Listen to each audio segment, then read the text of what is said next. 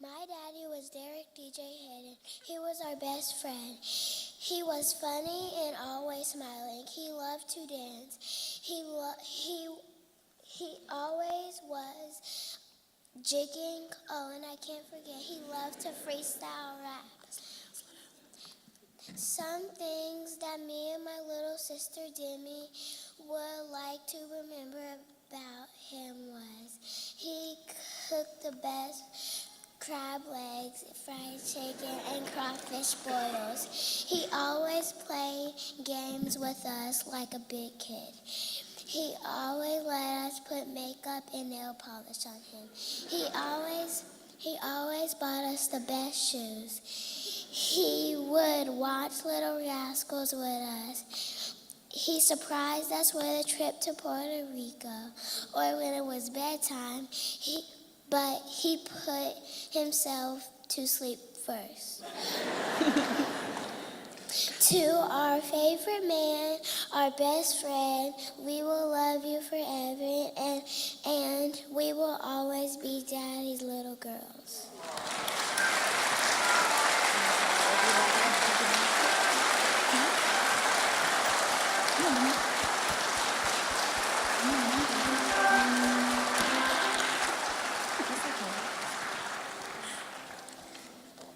Good morning.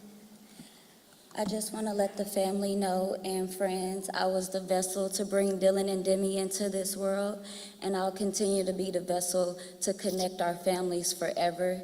I just want to thank God for letting me experience DJ to create the lives that I did, and I will do my best, and I thank you guys.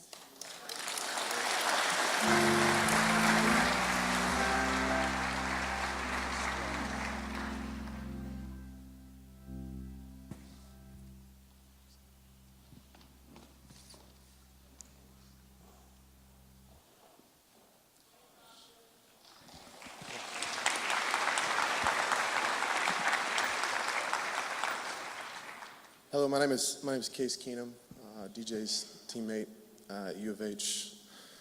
Like so many of my brothers here, my first memory of DJ was that first semester he was on campus.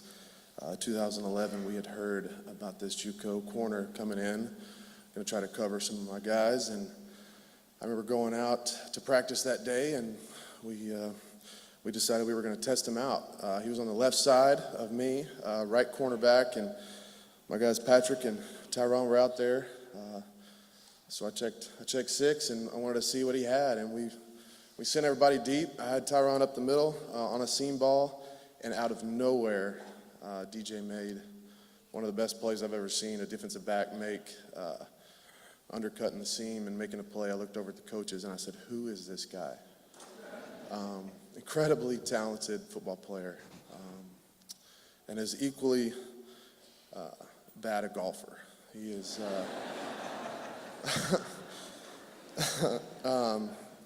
got to play DJ a few times. We actually got to catch up on a golf trip, randomly ran in to him and Sky. They were staying at our hotel, and we got a great dinner that night, a couple's dinner with another couple friend of ours, and such a special night. We had great conversation, great memories of the old days at U of H, and there was two things I remember he said that night and that we talked about. One was about influential people in our lives, and he talked about his mama and what you meant to him and where he was because of you. And it was very special, and that's an encouragement to my wife, a mom, and our kids now in that relationship. So thank you, Tori. And then the second thing that he talked about that I remember, because I made him tell the story about his heart and the miracle, but just the drive in him and what he was saying and just the passion he had for sharing that story, for sharing the miracle, for paying it forward, and just spreading God's love and mercy and grace to everyone, to his family, to his teammates, to his community. And I took it as a challenge. I take it as a challenge. I'm going to challenge my teammates to continue that legacy, continue the impact that he has made and will make moving forward through us. Thank you, guys.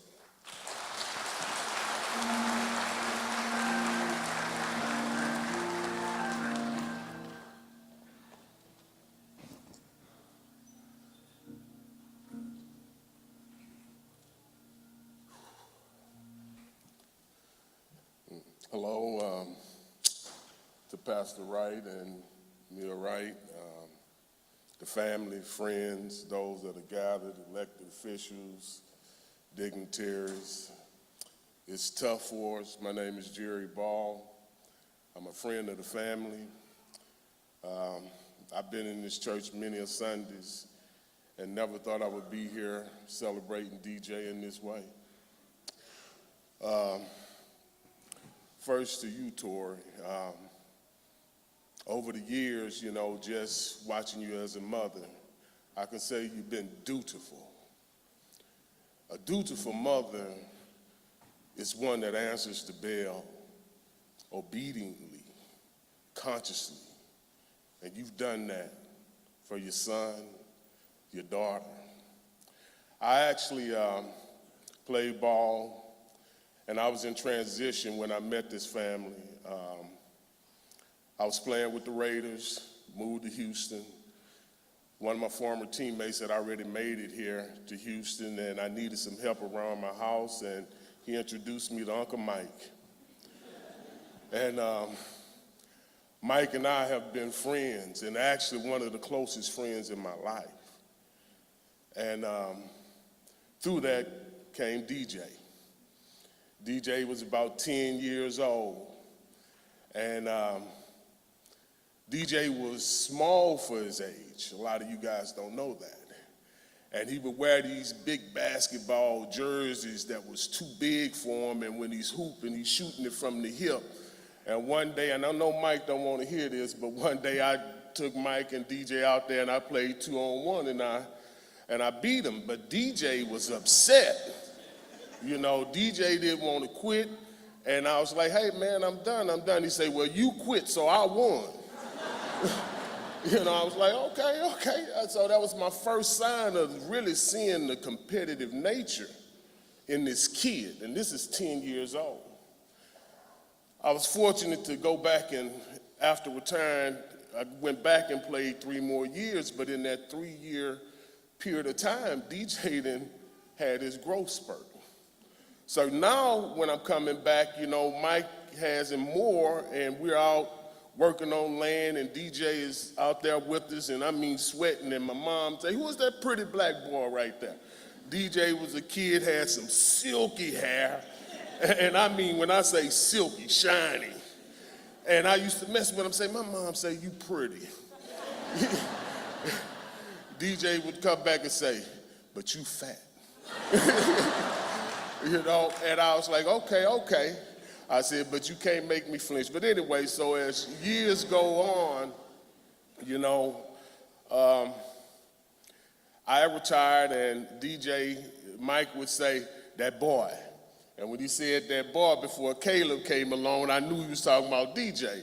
And he said, that boy, he doing all right, JB, you need to check him out. Okay, I'll check him out. So SMU was playing U of H one game, and they had invited me out, and I'd never forget this, because I don't tailgate, you know, just never been in that room, but I did that day, and I was relaxed, and they had us coming on the field, and I had seen DJ compete from a distance, but I had never been on the field with him, and DJ seen me, and he came running up at me in a way where I was like, whoa, what's going on? The DJ's like, hey, fat boy, get on your side.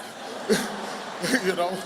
So what I'm saying to you, and some of the things that Case said, and I'm sure a number of the others recognize, is through the perseverance that DJ had to do what he did. You got to know that God cut him out. He's special. He's special to us, but he's special to you too. By all that are here that's hearing his voice, or have heard his voice, or have been with him, you know that DJ was quiet, but that competitive nature in him, when you lit that fire, he was ready for anybody. And I'll tell you this one, and I'll step down. So one day when I'm messing with DJ, and the thing that made me flinch when I went to the game is the thing that he did me when he was young. I was messing with him one day. We was in the car, and me and Mike in the front, DJ's in the back, and I'm messing with him, and next thing you know, DJ didn't hit me. Bop! I was like, and Mike like, boy, I was like, he all right, he all right. But that let me know when Mike used to come to me about, hey man, go talk to DJ. I say, man, look, we ain't got to worry about him fighting or competing. We just got to be able to hone it, to give him the basis of being able to succeed. And I'll tell you this, Tori, in the transition, the times that he and I had journeyed out to have meetings with some high-level people, you would be proud of the man that he was, the questions, the dignity, the character, that he stood in those rooms and never let you down, not one time. Thank all of you for being here and showing love to this family.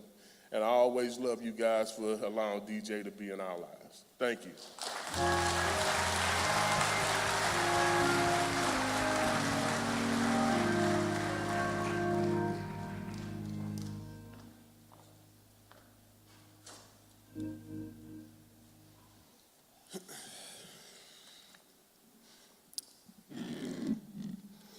Good morning. I'm Latavius Murray, friend of DJ, former teammate of DJ back in Oakland. In 2013, we got drafted together, same draft class. And after we both left Oakland 4 years later, we maintained a really great relationship. I know I speak for a lot of y'all to say this week been hard. The word I've been using is it's been heavy. And I think for me, I've been thinking back on the memories, thinking back on the moments, the ups, the downs, the good and bads, all the trips, all the times we had, and finding out he was having a baby, me as well, my wedding, a recent trip to Africa with our moms. It just became clear why it was so heavy, and that's because he was family. He was like a brother. Knowing I had to get up here and speak, I was nervous, scared, but honored at the same time that I was a part of his journey. And the advice that I got all week was, don't focus on the loss, focus on the life. As we all know, as these gentlemen just spoke, DJ was full of life. He was kind. He had a big heart. He could make friends with anybody. He treated my friends like they were his own. He treated my family like they were his own. Our second year in Oakland, he let me stay with him. He was very generous. Let's just say I was coming off an injury reserve, so I really ain't have it like that. If he was generous, but if you really knew him, he was frugal too, so you had to remind him he was a first-round draft pick every now and then. But the reason why he acted that way is because he was humble. No matter what, first-round draft pick or not, that man never changed. He was the same. He was funny. He was fun. He loved to have a good time, golf, play poker.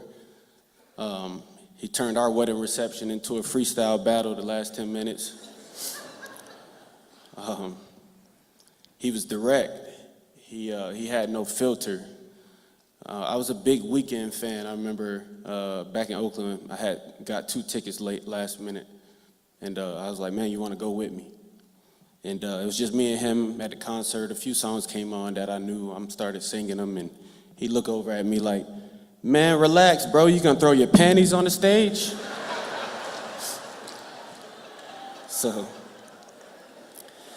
And it was just me and him. And that's when I knew it didn't matter. He was real. He meant that. He wasn't doing that for no laughs, no nothing. But it's things like that, man, that what I miss about him, and the kind of person that he was to me and how he treated me. But to Mama T, the rest of the family, I'm here for y'all. I love y'all. lean on the love and support that you have in this room. And I challenge everybody else in this room to be there for them now, later, however long they need, however long it takes. That's it.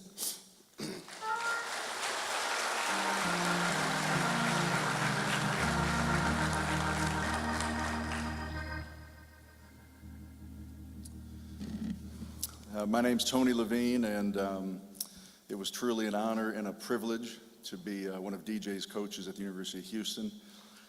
I'm going to try to get through this. I see a lot of former players. I'm going to try to not make eye contact with you, because then I will not, as you know, be able to get through the next couple of minutes. But as we've all done this week, I've been thinking about DJ nonstop.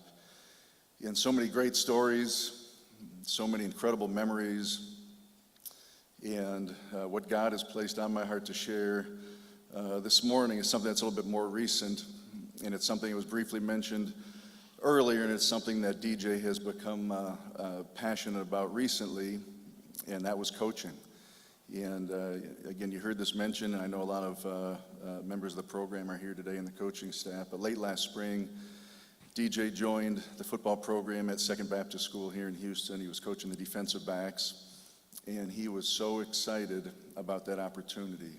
For the last 3 years, I've had the opportunity to be a part of that program as well in different roles. In this past season, which is why I share this with you, this past season, I was helping out with the seventh grade, the middle school team, and DJ was coaching the varsity defensive back. So we would see each other as our practices overlapped throughout the week, but because of our schedules, I hadn't had the opportunity to go to a Second Baptist football game until a few weeks ago. So a few weeks ago, we had a Friday evening open up for our family, and we drove down to Second Baptist, went to the game, sat with Tori and DJ's family, and for the vast majority of the football game, I found myself watching DJ and not the action on the field.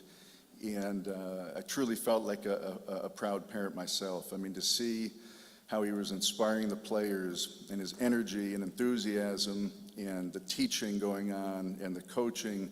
And he had, most everybody probably knows about this, but he had one of those WWE wrestling belts specifically made for Second Baptist for turnovers. And when the players on the field would get a turnover, he'd be wearing it on the sideline. He'd take it off and he'd hold it up, and they'd come sprinting to him, and they'd all celebrate around DJ on the sideline. And it was just incredible to watch. And I will add this also, because I don't know that I've ever seen this before, but the defensive backs in the game had 6 interceptions. And what I have seen that before. What I haven't seen is, I think DJ's defensive backs actually in that game caught more passes than the other team's wide receivers. So that was truly a testament to DJ and the impact he had in such a short amount of time there in the program. But to me, the meaningful part, and what I really want you to come away with for my few minutes, is the next morning I called Keith Page. And Coach Page is defensive coordinator at Second Baptist. Been there a long time, and he took my call, and we talked for a minute or two, and I congratulated him on the season and the big win last night. And then I said to him at the end of the call, I said, I got to ask you. I said, I was at the game and was really fixated on DJ. How's DJ doing? And Coach Page says, Coach Levine, DJ's unbelievable. He said, you'd think he's been coaching and been a part of our staff for 10 years and not 3 or 4 months. He said the players love him, the coaches love him, the families love him. And like Latavius just mentioned too, Coach Page said, and he's so humble, you would never know that he was a first-round NFL draft pick and played professionally for almost 10 years. He said, at the end of our conversation, Coach Page said to me, he said, he's truly an inspiration. He's truly an inspiration. And as we think about so many words that can describe DJ Hayden, loving, caring, determined, dedicated, loyal, inspiration to me is at the top of the list, because he has inspired so many, and really anyone who's come in contact with DJ throughout the course of his life has been impacted deeply. And we will certainly miss him. May God bless his family, and may we all be intentional about keeping alive his memory. Thank you.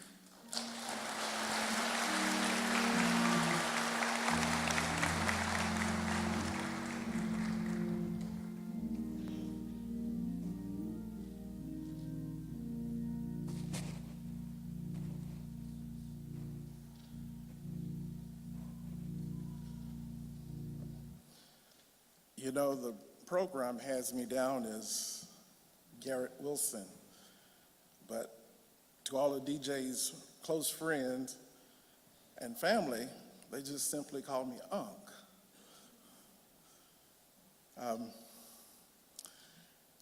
I got something that I want to read to you, and it's called the 360 degrees turn of life. 360 degrees turn of life. My first joy remembering the adolescent DJ was when Mama T flew him from Texas to Kentucky because of an incident that occurred on the 18th hole of a golf course. Many years later, a 360-degree turn of life brought him right back to that golf course, this time with great respect and admiration and determination to make it to the 18th hole, but this time on the putting greens, or what golfers like to call the dancing floor. He used a putter instead of a baseball bat. He once used the puncher holes in the greens to help the disadvantaged golfers to make it easier to have a hole-in-one. My second joy remembering DJ was 11 years ago when friends known and unknown prayed for a miracle that the Creator would save his life, which was his first pummel. Not only did our Father save his life, but he made him one of the greatest cornerbacks in Texas. 11 years later, on the 11th month, on the 11th day, a 360-degree turn in his life is when God called DJ home. But this time, he called him home as a saved man. I said, this time, he called him home as a saved man. If I may say on DJ's behalf, he would want me to say, well, he would say, Unc, make sure to tell my friends to get their business straight with the Lord. Unc, make sure to tell my friends to get their business straight with the Lord. You know, one of the greatest treasures in life is to go through this life. But one of the most greatest treasures is to wake up and know that you're saved. Now, when DJ says, get your business straight with the Lord, it's a simple deal. You just acknowledge who the Lord is and accept him as your Savior and watch him work through you. I don't care if you are CIA, FBI, LGBT, even HPD. God wants to take you where you at. And he wants to take you, he wants to form you. He wants to take you and mold you just as you are. Now, you know what? I told DJ this. I said, man, you know what? This is one thing I love about God. It doesn't matter, man, what you do in life, how you come to him. You know, most people make the mistake, they say, hey, do you know what? I want to go to God when I straighten up. Big mistake. You don't go to God when you straighten up. You go to God as you are. You know, if you're smoking a pound of weed a month, God will take you and you're down to just a few lousy joints.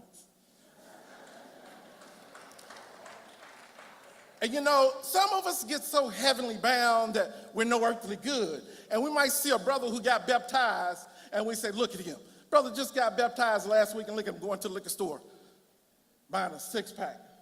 But what you don't know is that brother used to buy cash. Get yourself straight with the Lord. Come as you are. And when you do, guess what? He'll pick you up. He'll turn you around. He'll place your feet on. That's straight business.